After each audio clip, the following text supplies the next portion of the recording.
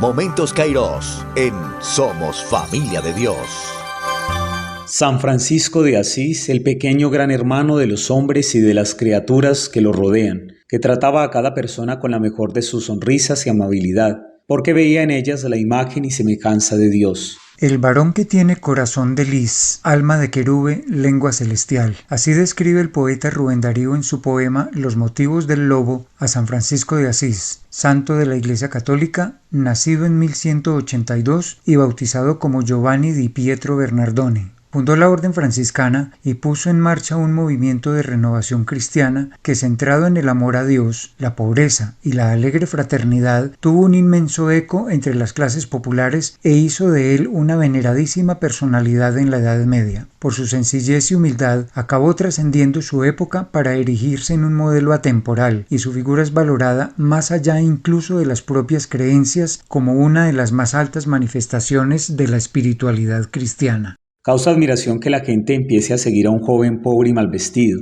pero sus palabras y obras estaban tan llenas de Dios que no tardó mucho en tener muchos seguidores. Hijo de un mercader de paños, puso de manifiesto sus dotes de inteligencia y su afición a la elegancia y la caballería. En 1202 fue encarcelado a causa de un altercado entre las ciudades de Asís y Perugia. Allí, en la soledad del cautiverio y luego, durante la convalecencia de una enfermedad que sufrió una vez vuelto a su tierra, sintió hondamente su insatisfacción respecto del tipo de vida que llevaba e inició su maduración espiritual. Poco después, en la primavera de 1206, tuvo San Francisco su primera visión. En el pequeño templo de San Damián, medio abandonado y destruido, oyó ante una imagen de Jesús una voz que le hablaba en el silencio de su muda y amorosa contemplación: «Ve, Francisco, repara mi iglesia. Ya lo ves, está hecha una ruina». El joven Francisco no vaciló e inició las acciones para la reparación del pequeño templo, sin entender aún que su tarea era transformar la iglesia toda.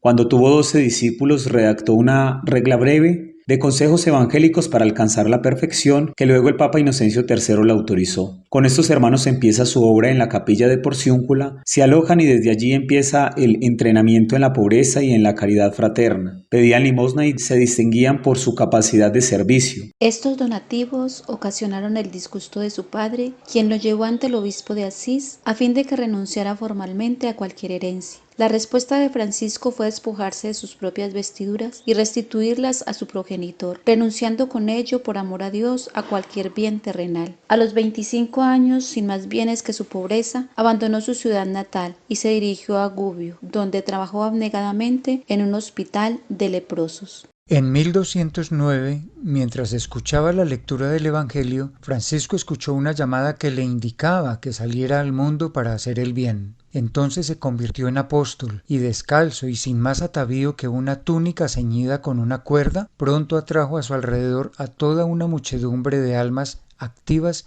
y devotas. Hacia 1210, tras recibir a Francisco y a un grupo de 11 compañeros suyos, el Papa Inocencio III aprobó oralmente su modelo de vida religiosa, le concedió permiso para predicar y lo ordenó diácono. Con el tiempo, el número de sus adeptos fue aumentando y Francisco comenzó a formar una orden religiosa, llamada actualmente franciscana o de los franciscanos, a la que pronto se integraría San Antonio de Padua. Además, con la colaboración de Santa Clara, fundó la rama femenina de la orden, las damas pobres, más conocidas como las clarisas. Luego, en 1221, crearía la orden tercera, con el fin de acoger a quienes no podían abandonar sus obligaciones familiares. Hacia 1215, la congregación franciscana se había extendido por Italia, Francia y España. Ese mismo año, el Concilio de Letrán reconoció canónicamente la orden, llamada entonces de los Hermanos Menores. A petición del Papa Honorio III, cumplió por escrito la regla franciscana, de la que redactó dos versiones, una en 1221 y otra más esquemática en 1223, aprobada ese mismo año por el Papa, y entregó la dirección de la comunidad a Pedro Catani, y así pudo dedicarse por entero a la vida contemplativa. Este santo da el nombre a su orden como frailes menores, buscando la humildad.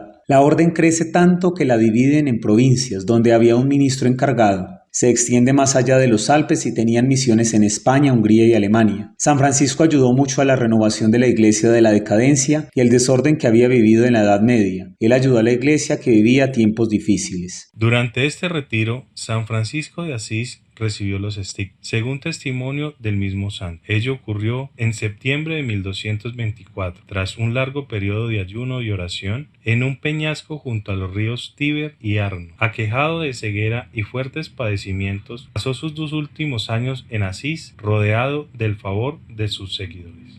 Sus sufrimientos no afectaron su profundo amor a Dios y a la creación. Precisamente entonces, hacia 1225, compuso el maravilloso poema Cántico de las Criaturas o Cántico del Hermano Sol. Falleció el 3 de octubre de 1226. En 1228, apenas 2 años después, fue canonizado por el Papa Gregorio IX, quien colocó la primera piedra de la iglesia de Asís dedicada al santo. La festividad de San Francisco de Asís se celebra el 4 de octubre. El impacto de su obra en la sociedad ha sido tal que la comunidad franciscana es conocida casi por todo el mundo. En nuestro continente americano, en tiempo de la conquista, llega su obra a evangelizar a las gentes y se queda para siempre. Gracias a la comunidad franciscana, hoy en día contamos con colegios, escuelas, conventos, seminarios, templos, hospitales y universidades que tanto han contribuido a nuestra sociedad y que han permitido que en nuestros corazones siga resonando la vida y obra de este santo. El hombre debería temblar, el mundo debería vibrar, el cielo entero debería conmoverse profundamente cuando el Hijo de Dios aparece sobre el altar en las manos del sacerdote. Palabras de San Francisco de Asís. Momentos Kairos en Somos Familia de Dios.